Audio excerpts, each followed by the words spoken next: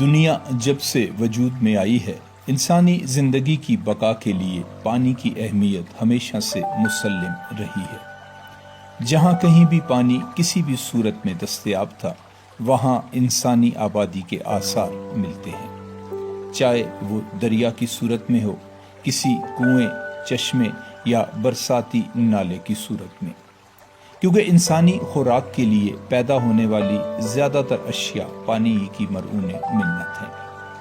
آج ہم آپ کو ایک ایسے چشمے اور اس پر قائم مسجد کی کہانی سناتے ہیں کہ جس کا فیض اب بھی جاری و ساری ہے۔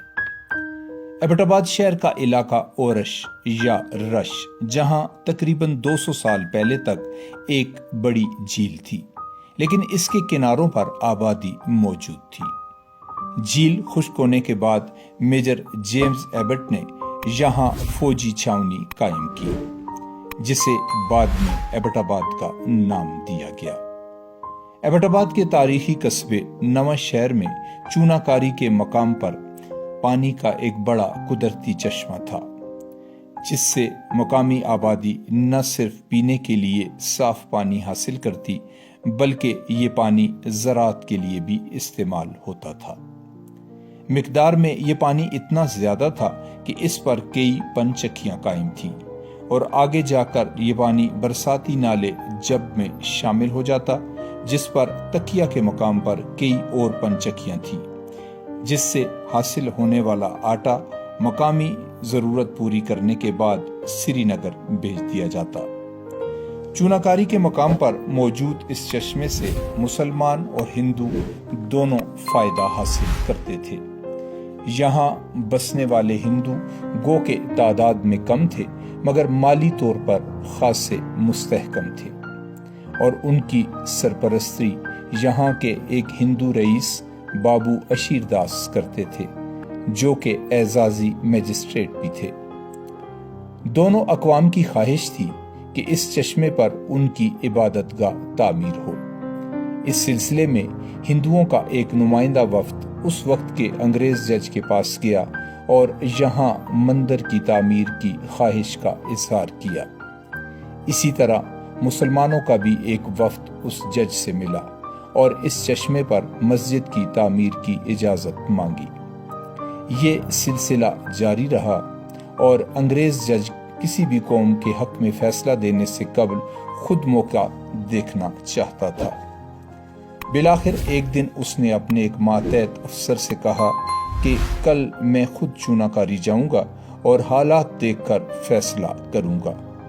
وہ آفیسر چونکہ مسلمان تھے، تو انہوں نے اپنے مسلمان بھائیوں کو بتا دیا کہ کل انگریز جج موقع دیکھنے آئے گا۔ اس خبر کے ملتے ہی مقامی اور قریبی آبادیوں کے مسلمانوں نے ایک خفیہ اجلاس کیا، اور اس میں فیصلہ ہوا کہ آج رات ہی یہاں ایک مسجد تعمیر کر دی جائے، اور پھر ایسا ہی ہوا۔ راتوں رات الیاسی مسجد کی کچی عمارت کھڑی کر دی گئی۔ صبح جب انگریز جج آیا تو اس نے دیکھا کہ نہ صرف یہاں مسجد موجود ہے، بلکہ کچھ بچے اس میں دینی تعلیم بھی حاصل کر رہے ہیں، تو اس نے مسجد کے حق میں فیصلہ دے دیا۔ اس طرح 1933 میں الیاسی مسجد کی تعمیر شروع ہو گئی۔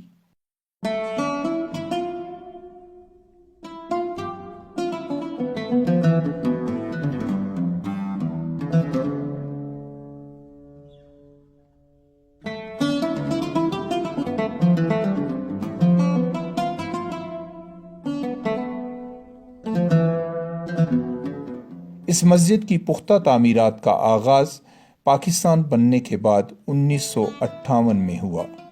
تاریخی الیاسی مسجد کا ڈیزائن اپنے دور کے ماہر ترین راج مستری ٹھیکیدار فضل الدین بابا نے تیار کیا۔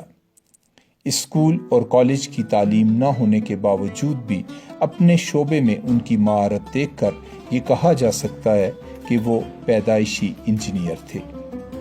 الیاسی مسجد کے آرکیٹیکٹ فضل الدین بابا کی تعمیر کردہ دو اور عمارات پیلس ہوٹل ایبٹ آباد اور جامعہ مسجد بالا کوٹ آج بھی ان کی مہارت کی گواہی دے رہی ہیں۔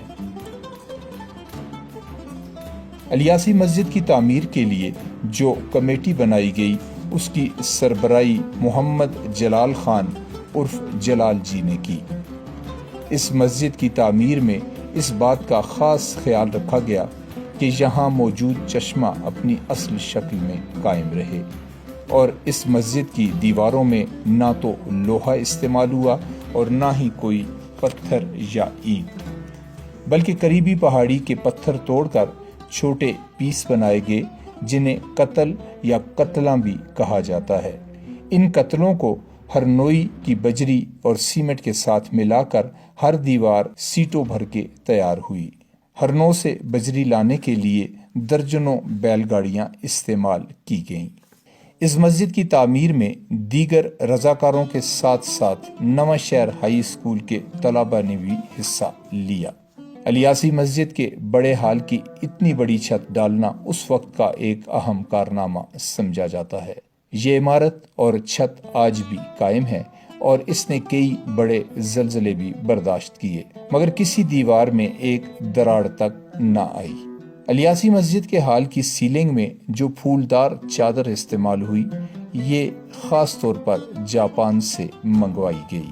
الیاسی مسجد کے اندر خطاطی کا اعزاز نواں شہر کی ہی ایک بزرگ شخصیت عبداللہ خان موسیٰ کو حاصل ہے۔ انہوں نے عربی اور فارسی زبان میں آیات قرآنی اور اشعار لکھے، جن کی مدد سے بابا فضل الدین نے فرمے تیار کیے، اور یہ خطاطی آج بھی ان بزرگوں کی مہارت کی گواہی دے رہی ہے۔ الیاسی مسجد کے پہلے باقاعدہ خطیب مولانا عصمت اللہ جی تھے۔ اس مسجد کے اندر موجود چشمے کے بارے میں مختلف باتیں مشہور ہیں، جن میں ایک یہ بھی ہے کہ اس چشمے سے نکلنے والا پانی کاغان اور ناران کے پہاڑوں پر موجود گلیشیئر سے مختلف زمینی رگوں کے ذریعے یہاں تک پہنچتا ہے۔ بہرحال اس پر کوئی باقاعدہ تحقیق نہیں ملتی، مگر اس چشمے سے نکلنے والا پانی ٹھنڈا، میٹھا اور اتنا شفاف ہے کہ اسے پینے کے لیے لوگ دور دراز سے یہاں آتے ہیں اور ساتھ لے جانا بھی سعادت سمجھتے ہیں، اور یہ فیض سارا سال جاری رہتا ہے۔ الیاسی مسجد کی آج جو شکل ہے وہ معمولی تبدیلیوں کے ساتھ وہی ہے جو ابتدا میں ڈیزائن ہوئی تھی۔ اس کا وسیع اور خوبصورت ہال، برآمدہ اور کشادہ سین ہزاروں نمازیوں کے لیے کافی ہے۔ الیاسی مسجد کے بلند و بالا مینار ایبٹ آباد شہر اور گرد و نواح کے پہاڑوں سے واضح نظر آتے ہیں، جو اس مسجد کی شان و شوکت بیان کرتے ہیں۔ الیاسی مسجد ایک پہاڑی کے دامن میں ہے اور اس کی وجہ سے اس کی خوبصورتی کو چار چاند لگ گئے ہیں۔ الیاسی مسجد اب ایک پکنک پوائنٹ کی شکل اختیار کر چکی ہے، جس سے اس کی بے حرمتی ہوتی بھی نظر آتی ہے۔ الیاسی مسجد کی مقامی کمیٹی کے لوگ سیاحوں کو مسجد کے احترام کا درس دیتے نظر آتے ہیں، مگر باقاعدہ سیکیورٹی نہ ہونے کی وجہ سے مسائل بڑھتے ہی جا رہے ہیں۔ الیاسی مسجد کے ساتھ موجود پکوڑوں کی کئی دکانیں بھی بن چکی ہیں، جن کا ذائقہ اب خاصا مشہور ہے۔ یہاں آنے والے سیاح ان پکوڑوں سے لطف اندوز ہوتے ہیں۔ چشمے کے تازہ پانی کے استعمال سے یہ پکوڑے جلدی ہضم بھی ہو جاتے ہیں۔ اس کاروبار سے اب سینکڑوں لوگوں کا روزگار وابستہ ہے۔ الیاسی مسجد کے ساتھ ایک مدرسہ 1965 میں قائم کیا گیا، جو دینی علوم کی ایک مستند درس کا مانا جاتا ہے۔ اس مدرسے میں مقامی بچوں کے ساتھ ساتھ دیگر شہروں سے بچے بھی حصول تعلیم کے لیے آتے ہیں، جن کے لیے قیام و طعام کی سہولت موجود ہے۔ الیاسی مسجد کو مقامی دیندار افراد کی ایک کمیٹی چلا رہی ہے ان دنوں، جس کی سربراہی خرم خان کے پاس ہے۔ مسجد کے تمام اخراجات مقامی لوگ خود برداشت کرتے ہیں۔ مسجد کے اندر کا ماحول عبادت کے لیے بہت ہی اچھا اور قابل تعریف ہے۔ صفائی بھی مثالی نظر آتی ہے۔ الیاسی مسجد کا شمار ہزارہ ڈویژن کی تاریخی مساجد میں ہوتا ہے، جس کے چشمے کو دیکھنے کے لیے سیاحوں کی آمد کا سلسلہ سارا سال جاری رہتا ہے۔